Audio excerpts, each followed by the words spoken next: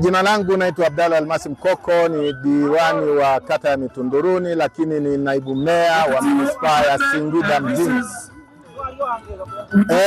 Tumeshiriki hapa katika viwanja hivi vya Unyanga ili kutekeleza na kuadhimisha miaka 49 ya kuzaliwa kwa Chama cha Mapinduzi, na kwa kweli sherehe za leo zimefana sana.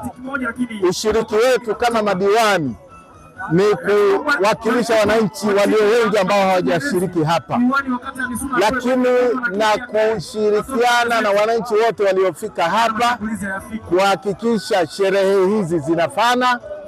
Lakini katika ushiriki wetu tumeshiriki katika michezo mbalimbali ikiwemo uvutaji wa kamba, kukimbiza kuku, lakini mchezo wa mpira, mchezo wa drafti, mchezo wa bao, lakini kuna watu wanapika kahawa, lakini na kadhalika na michezo mingine. Kwa kweli sherehe za leo zimefana kuliko wakati wote ambao tumewahi kushiriki katika eneo letu. Lakini yote ni kauli mbiu ya leo ya maadhimisho haya ambayo ni amani, maendeleo, ni ujenzi wa taifa letu.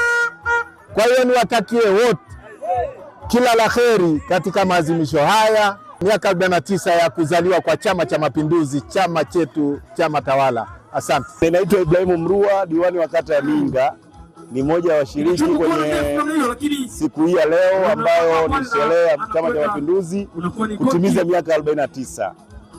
Nimekuja na watu wangu kutoka kata ya Minga katika eneo hili la kata ya Unyanga. Mimi kama diwani kupitia mashindano yaliyokuwa yakifanyika katika michezo mbalimbali tumeshiriki kwa ukaribu kabisa kuvuta kamba. Mashindano haya au sherehe za kipindi hichi zimekuja kwa staili ya mashindano kwa lengo kwanza la kuweza kusherehekea, lakini la pili la kuweza kuimarisha afya zetu. Kwa hiyo tunafanya mambo yote kwa wakati mmoja, tunasherehekea huku tunaimarisha afya.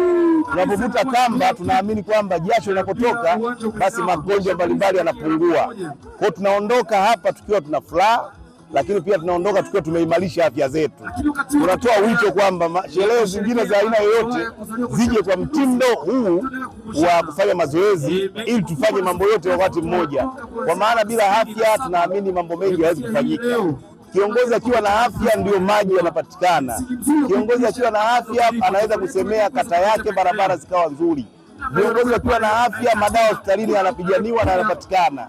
Kwa sherehe zimekuja, lakini afya inaimarika. Nawashukuru sana kwa kunisikiliza.